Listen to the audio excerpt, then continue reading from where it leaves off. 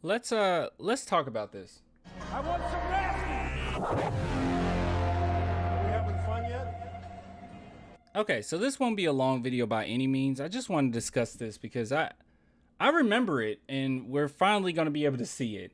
So if you guys don't recall, I remember when Popovich actually said that he wanted to throw Joshua Primo in the frying pan. And we're going to look at this clip of what Popovich had to say. And I just wanted to talk about it really quickly because I know that some people have questioned Pop as far as not giving Josh Primo minutes last season. And actually, it's kind of frustrating because a lot of people use that as fuel to say that Josh Primo, is he really going to be great? His stats weren't that great. And I don't really like that at all. I think it's a little unfair, but I'm going to talk about this right after we listen what not Josh Primo, our boy, GOAT, Greg Popovich, had to say about Josh. But if I could really do what I wanted to do and I didn't care about anything else in the world, I'd throw him in the frying pan the way we did Tony Parker. Tony was 19, but the difference was Tony played a couple of years against grown men in the European leagues, before he came over. So it was a little bit different situation. But Joshua has an uncanny maturity about him, kind of a steady demeanor. He's not awed by, the NBA or anything like that. He makes good decisions. He definitely knows how to play. He understands the game. Just a matter of getting stronger and aware that these are men and they're coming after your head, so to speak, and just to get used to that physicality and all that sort of thing. So he's been wonderful and done a little bit of double duty. And now that the G League, they don't even have games. So he's with us and getting a chance to play because of some guys being out. I think Greg Popovich is going to have a very good relationship with Joshua Primo. Like, don't get me wrong, Pop always has good relationships with guys. Like, there's only a few, handful of players that Pop just didn't necessarily care for. But for the most part, Popovich has a really good ability, or a really nice quality of himself, that he can connect with almost any type of guy, any type of player. But I think Josh Primo in particular, he loves guys like this, high IQ, very mature.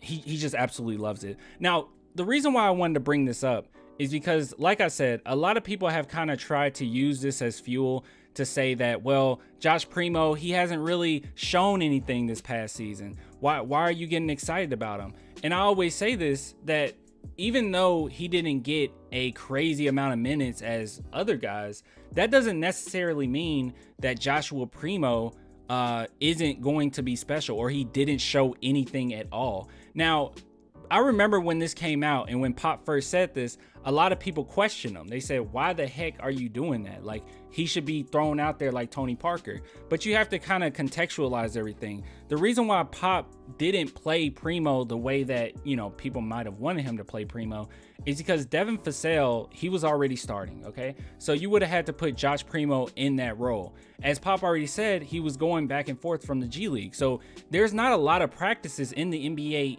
anyways, okay? They don't practice a lot. They have about 4, maybe even 5 games sometimes a week. They don't get to practice much at all throughout the week. So it's not like Josh Primo was, getting used to the guys or anything in practice, and he has to develop in the G League. Now, here's the thing. When he went to the Spurs, the reason why you're not going to see his stats as being that great, or you didn't see his stats being that great as a rookie, is because of his role, essentially. They needed him to come in and just be kind of a catch and shoot guy, not do too much. But I don't necessarily think that that's going to be his biggest strong suit. Now, he can shoot, and that's a really good thing, okay? Great quality. He can shoot. But at the same time, he can do so many other things, and he's probably going to be even better with the ball in his hands. And that's what's going to really make him stand out. And that's what I think makes him very similar to a lot of other good guards in the NBA right now.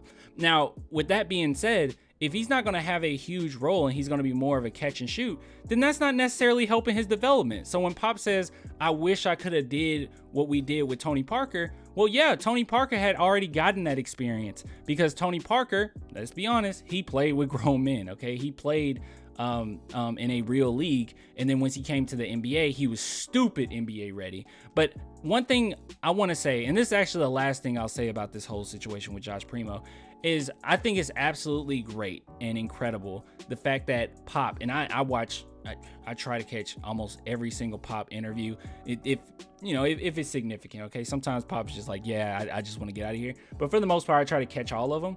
I don't know if Pop has said one negative thing about Joshua Primo or one thing that's constructive criticism necessarily.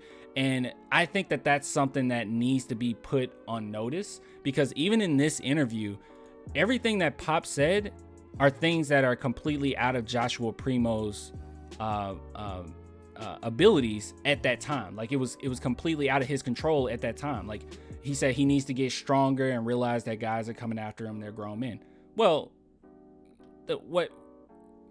yeah, of course he's got to get stronger. He got to get in the weight room, but he couldn't fix that at the moment. And I know that Pop, he's very open in giving constructive criticism to guys in press conferences. He'll say it. He won't necessarily like throw anybody under the bus, but he will be completely honest. Like, okay, he needs to just work on getting reps or reading the defense a little bit. That's it. He'll say something as simple as that. But with Josh Primo, I don't think I've heard Pop say one negative thing about Primo. And I think that he's going to be one of his favorites. And I think that he's going to be one of the fans' favorites. So, but anyways, guys, I know I kind of went a little tangential there. I just wanted to talk about it because it is something that bothers me quite a bit when people bring up Josh Primo and they're always pointing towards the stats. Like, well, he didn't show me anything. And it's like, you didn't contextualize anything. And one last thing, this is what I was going to bring up. When he went to the G League, the reason why the G League was the best fit for him during the season is because the Spurs want him to take on that role where he can facilitate, where he can run the offense, where he can be the complete floor general that he's more than likely capable of being. And he just wasn't going to be able to do that with the Spurs. With DeJounte Murray being the point guard, with Devin Vassell being the shooting guard, and they deserve those spots, Josh Primo just didn't necessarily have a place to just fully go full-time with the San Antonio Spurs and build that up. And on top of it, this entire season was a tryout. Excuse me. Oh, my goodness. I don't know what just happened there. This entire season was a tryout. The entire season was saying, okay, who's going to be that guy? Who's going to be the person that step up? Can we win with this group? And obviously that was apparent that we couldn't. But anyways, once again, I got tangential. I'll get with you guys later. If you want to support the channel, only $2 a month, Patreon, YouTube members, link in the description.